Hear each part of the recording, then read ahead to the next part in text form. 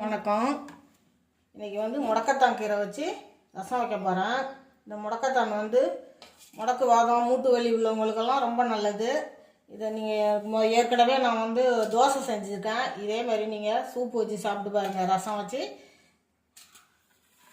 அடிக்கடி இந்த முடக்கத்தான் நம்ம சமையலில் சேர்த்துக்கிட்டால் உடம்புக்கு நல்லது. இதை இப்போ நம்ம பொடியாக கட் பண்ணி எடுத்துக்குவோம்.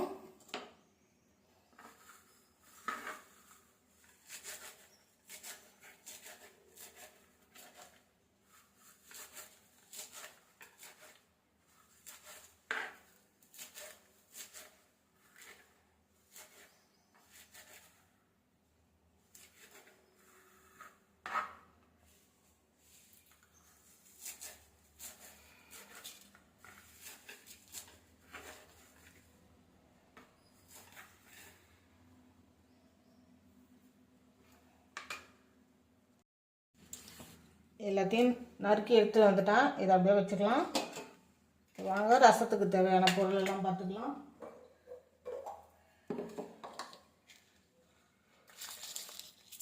ஒரு 1.5 ஸ்பூன் மிளகு, 1.5 ஸ்பூன் ஜீரகம், 2 வரமிளகா, ஒரு 5-6 பல் பூண்டு,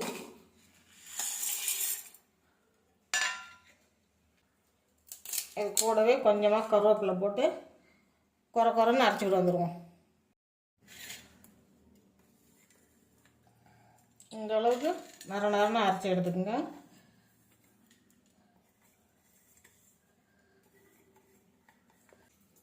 இப்போ ரசம் தாளிச்சிக்கலாம்.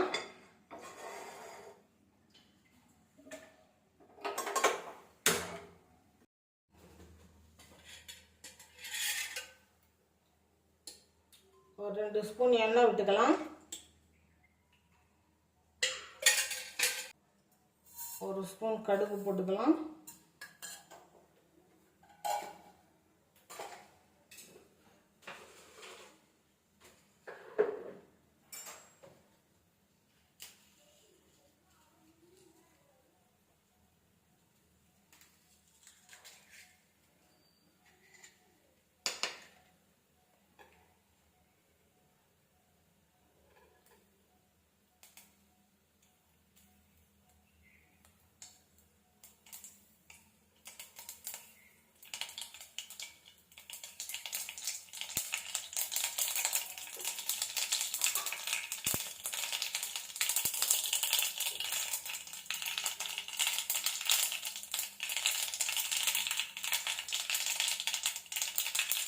கடுகு பொரிஞ்சிட்டு ஒரு 2 வரமிளகா போட்டுக்கலாம்.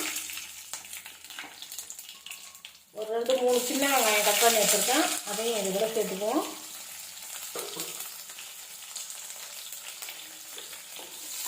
வெங்காயம் நல்லா வதங்கட்டும். நல்லா வாசனையாக இருக்கும் ரசம்.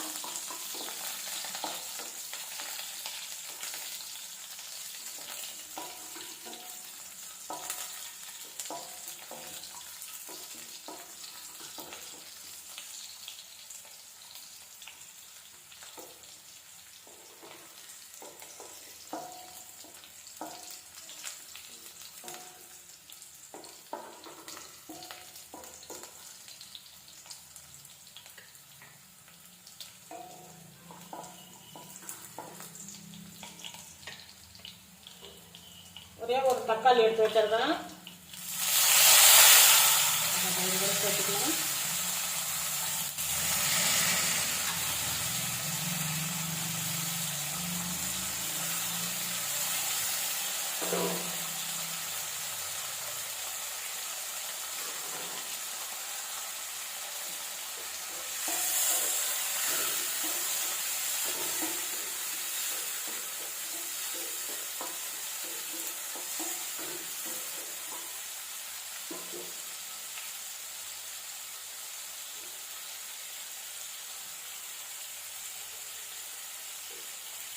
கொஞ்சமாக பெருங்காயத்தூள் போட்டுக்குவோம்.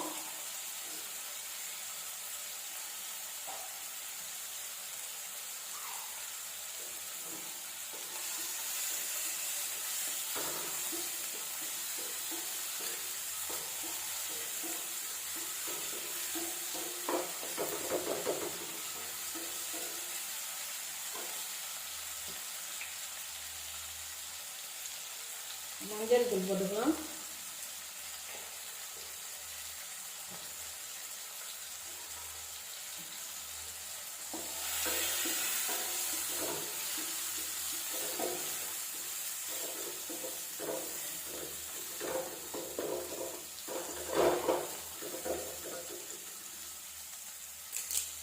கொஞ்சமாக கருவேப்பிலை போட்டுப்போம்.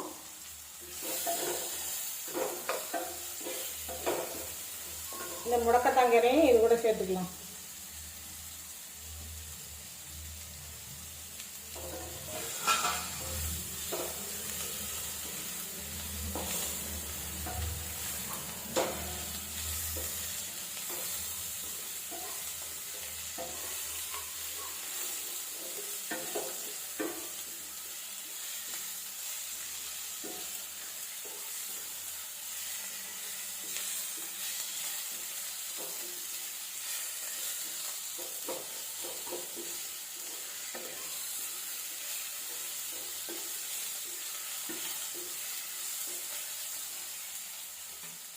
இது கூடவே இந்த இடித்து வச்ச மிளகு ஜீரகம் இதை இது கூட சேர்த்துக்கலாம்.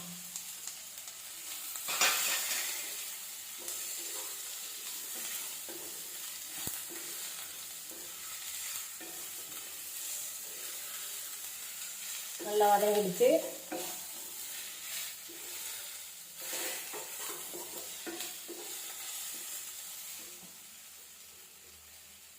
ஒரு பெரிய நெல்லிக்காய் சைஸ் புளி எடுத்து கரைச்சி வச்சிருக்கேன், அதை இது கூட ஊற்றிக்கலாம்.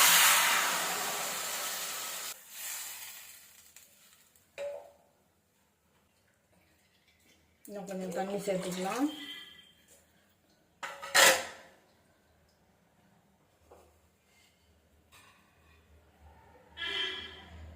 ரசத்துக்கு தேவையான உப்பு போட்டுக்குவோம்.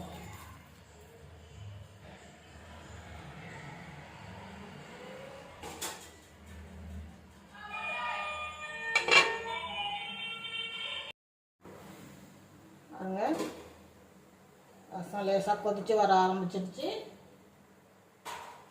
வந்து பொடியாக கட் பண்ண கொத்தமல்லி தழை போட்டு இறக்கிடுவோம். அவ்வளோதான்,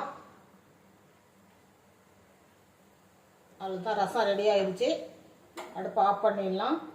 இதே மாதிரி நீங்களும் வச்சு சாப்பிட்டு பாருங்கள். கை கால் வலி மூட்டு வலி உள்ளவங்களுக்கெல்லாம் ரொம்ப நல்லது. இது அடிக்கடி இதை மாதிரி சாப்பிட்டு பாருங்கள். வாரத்தில் ஒரு தடவை சாப்பிட்டு பாருங்கள், உடம்புக்கு ரொம்ப நல்லது. முடக்கத்தான் கீரை ரசம் ரெடி ஆகிடுச்சு. வாங்க எல்லோரும் சாப்பிட்லாம். இந்த வீடியோ பிடிச்சிருந்தா மறக்காமல் ஒரு லைக் பண்ணிவிடுங்க.